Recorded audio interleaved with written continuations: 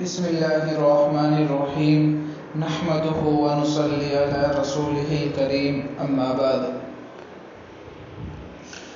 معزز سامعین و ناظرین،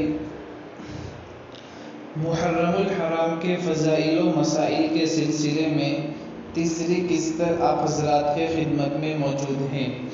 اس قسط میں ایک عنوان کے سلسلے میں گفتگو کی جائے گی، وہ یہ ہے کہ محرم کے روزوں کی فضیلت، یعنی محرم الحرام کے اندر روزہ رکھنے کی کیا فضیلت ہے، اس کو بیان کیا جائے گا۔ تو یہ سمجھنا چاہیے کہ یوں تو ماہ محرم یعنی اس مہینے میں کی جانے والی ہر عبادت قابل قدر اور باعث اجر و ثواب ہے، مگر احادیث مبارکہ میں محرم کے روزوں کی خصوصی ترغیب دی گئی ہے۔ چنانچہ آپ صلی اللہ علیہ وسلم کا ارشاد ہے کہ وَأَفْضَلُ الصِّيَامِ بَعْدَ شَهْرِ رَمَضَانَ صِيَامُ شَهْرِ اللَّهِ الْمُحَرَّمِ۔ اس کا ترجمہ یہ ہے کہ افضل الصیام بعد شہر رمضان، رمضان کے روزوں کے بعد سب سے بہترین روزے شہر اللہ المحرم، اللہ تبارک و تعالیٰ کے مہینے محرم کے روزے ہیں۔ اس روایت کو امام مسلم نے اپنے کتاب صحیح مسلم جلد نمبر 1 صفحہ نمبر 368 پر باب فضل صوم المحرم کے اندر تحریر فرمایا ہے۔ اسی طرح دوسری روایت جس کے راوی حضرت ابن عباس رضی اللہ تعالی عنہما ہے، وہ فرماتے ہیں کہ قال رسول اللہ صلی اللہ علیہ وسلم، رسول اللہ صلی اللہ علیہ وسلم نے فرمایا من صام یوما من المحرم فلہ بکل یوم 30 یوما، کہ جس شخص نے محرم الحرام کے ایک دن کا روزہ رکھا تو اس کو گویا ایک مہینے کے روزوں کا ثواب ملے گا۔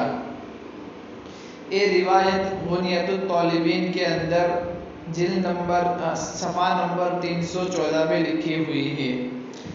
یہ دو احادیث سے بھی محرم الحرام کے روزوں کی فضیلت معلوم ہوتی ہے۔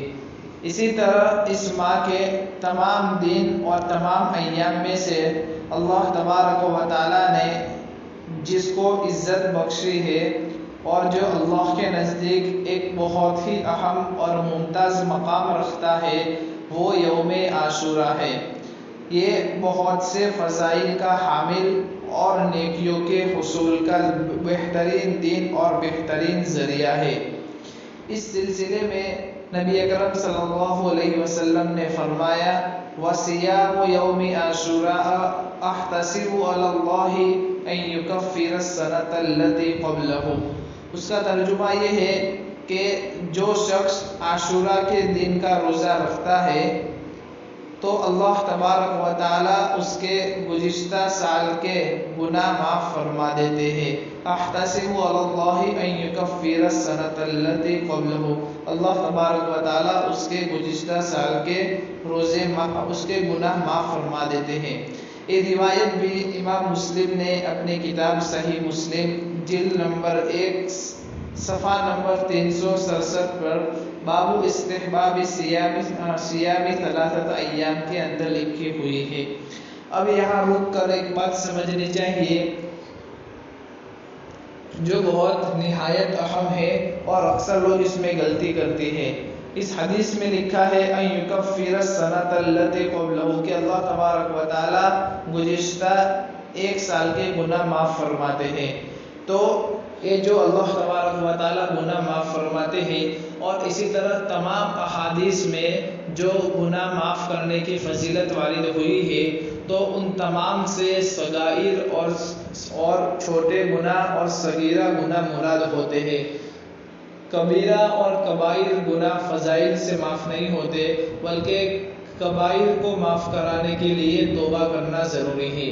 اس لیے اگر کوئی یہ سوچے کہ میں مکمل ایک سال گناہ کروں، نماز وغیرہ نہ پڑھوں، زکوٰۃ نہ ادا کروں اور صرف یوم عاشوراء کا روزہ رکھ لوں تو مکمل ایک سال کے گناہ معاف ہو جائیں گے، تو اس طرح صغائر معاف ہوتے ہیں، تو اس طرح صغائر گناہ معاف ہوتے ہیں، کبائر گناہ کے لیے توبہ کرنا ضروری ہے۔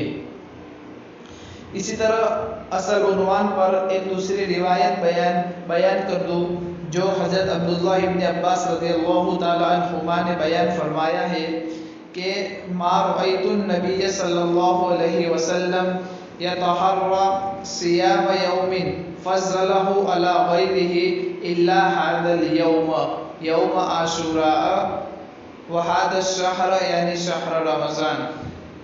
اس کا ترجمہ یہ ہے کہ حضور اقدس صلی اللہ علیہ وسلم رمضان المبارک کے مہینے اور 10 محرم کے دن روزہ رکھنے کا اہتمام فرمایا کرتے تھے۔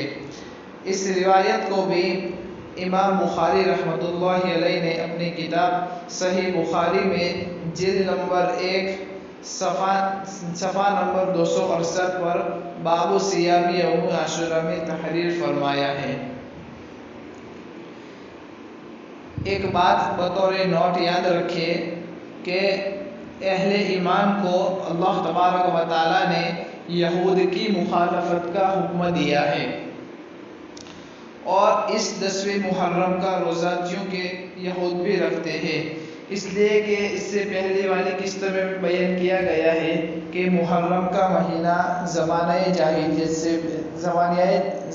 جاہلیت سے اس کو ایک عزت والا اور احترام والا مہینہ شمار کرتے ہیں، اس لیے یہود بھی اس مہینے میں روزہ رکھتے ہیں، لیکن یہود جو ہے وہ صرف 10ویں محرم کا یعنی عاشوراء کا روزہ رکھتے ہیں۔ اس لیے ہمارے لیے یہ حکم ہے کہ 10ویں تاریخ کے ساتھ 9ویں یا 11ویں تاریخ کا بھی روزہ رکھے تاکہ سنت بھی ادا ہو جائے اور مخالفت یہود کا بھی پہلو نکل آئے۔